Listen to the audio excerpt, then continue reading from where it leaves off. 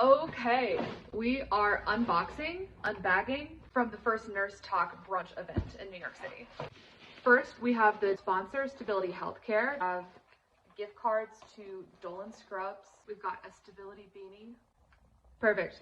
Chocolate, Lumify. This is for the night shifters out there. Okay, now for the Shilero bag. Lots of storage room. Everybody got an Erin Condren planner. I think it's so helpful to have both a digital and physical planner. So I love this. And even if you aren't able to make the first Nurse Talk brunch event, we do have discount codes. The code is Nurse Talk 10.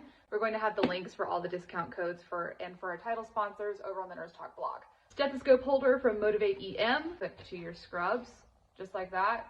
Safety first. RN. These are the Badge Guru 2.0. We got lab values. Especially travel nurses, it's really important to have badge reels that are references because every facility does things differently.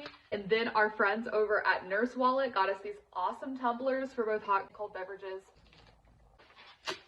The inaugural Nurse Talk coffee cup. And then our friends over at Clove were able to get us some awesome badge reels. These badge reels are amazing. And then we got some awesome pins from our friends over at Snarky Nurses.